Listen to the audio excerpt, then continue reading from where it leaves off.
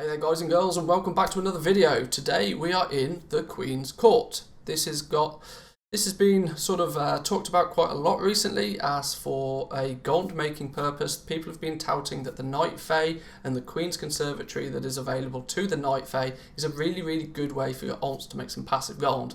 And initially, after a small amount of testing, I both agree and disagree. But let's talk about the Conservatory in the first place. What is the Conservatory? Well, it's a bit of a mishmash between the Missa Pandaria farm, the Warlords of Draenor Garrisons, but it's got an interesting reward structure that feels very much like the BFA Islands. And so there's kind of a combination of things going on here. But first, let's look at what you actually do when you're in the Queen's Conservatory. You may notice there are these big old beefy boy seeds kicking about. There's some smaller ones. These turn into big ones eventually as you upgrade your conservatory, but to start off you will just have access to a single one of these seed pods. But what do we do with the seed pods?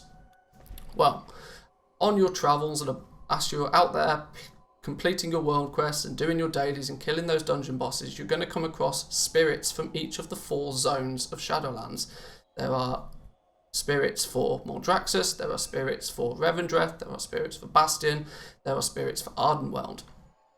And when you gain these spirits, you can put them in these rejuvenation pods and come back 24 hours later, and you're going to have rejuvenated that spirit, and as a thank you for doing so, that spirit is going to leave you a little bag of goodies.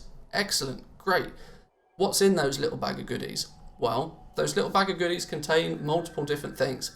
Primarily, it's crafting materials of almost any variety. So this could be fish, it could be meat, it could be enchanting materials, it could be ore, herbs, leather, cloth, the whole shebang.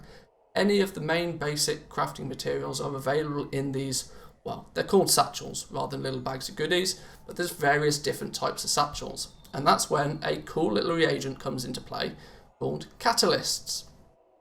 Now, you don't get access to catalysts straight away.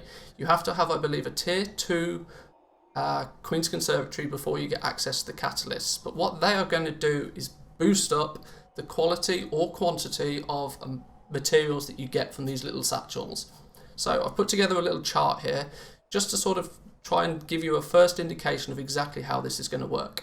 So you have a single spirit that you've put in your rejuvenation pod.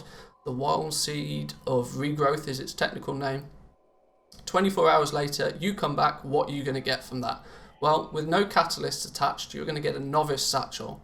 In your novice satchel, you're likely to get just a couple of basic materials. You might get 4 or 5 pieces of basic cloth. You might get 4 or 5 pieces of basic ore or a herb or some fish, something like that. Something small, something basic. But it's when you start adding catalysts that this starts to ramp up and increase. So there's 2 basic types of catalysts that you should be aware of. One is called the Wild Nightbloom. This is a catalyst that when used on a seed will actually give the increase the yield, or arguably say increase the size of that satchel. So if you were to use a single catalyst, a single Wild Nightbloom, you would then get 24 hours later, once that spirit is rejuvenated, you would then get a large novice satchel. If you were to find a seed plot like this one, for example, where there are 2 connecting catalyst opportunities, and you were to fill both of them with Wild Nightbloom, it's a lot of tongue twisters now.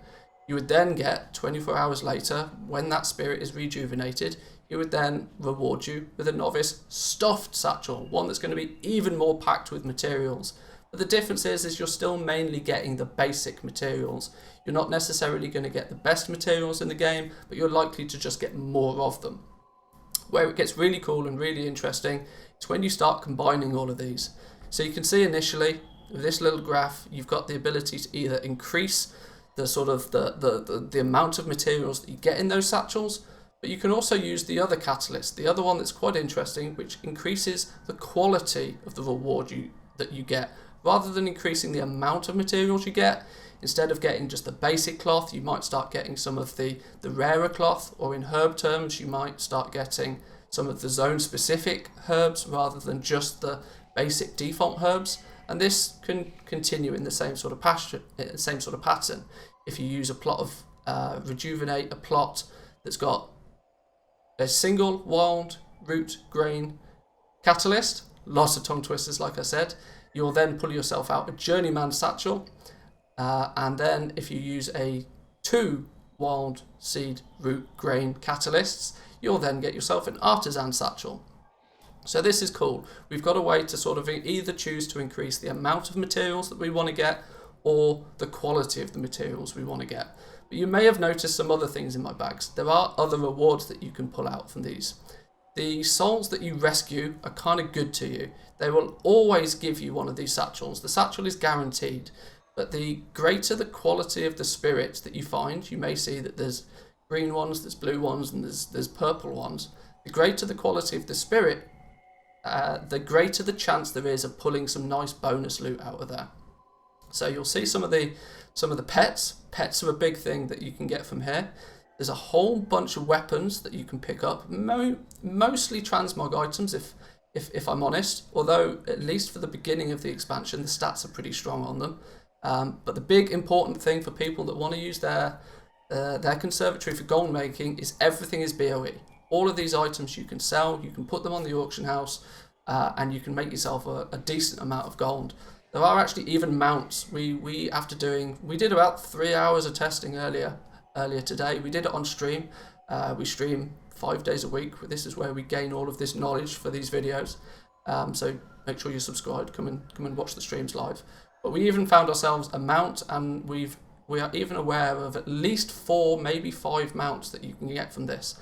So you can see how the reward structure feels very much like the BFA Islands. So I don't want to go into too much detail now. I want to keep this as a quick, simple overview. I understand that this might have left you with more questions than it gave you answers, but in fundamental terms, the Queens Conservatory is looking kind of good. It is restricted to being a level 60 feature within the game, even if you choose the Threads of Fate option for leveling your alts, simply because upgrading to the different functions within your covenants do require you to have access to the Maw, and unfortunately the Maw is a level 60 zone. So for any alts that you do get all the way to 60, this becomes a viable option for them to slowly but surely be making some passive gold in the background, or giving your main characters the materials they need to craft things to either equip themselves or sell on the auction house. So then guys, I'm going to leave it here for this video. I'll do a more in-detailed guide on exactly some of the optimal setups to get the optimal amount of materials once I've done a little bit more testing, but I'll leave it there for today. Hope that was helpful for you. Like the video if it was good, subscribe if you're new around here, and I'll see you guys next time. Peace.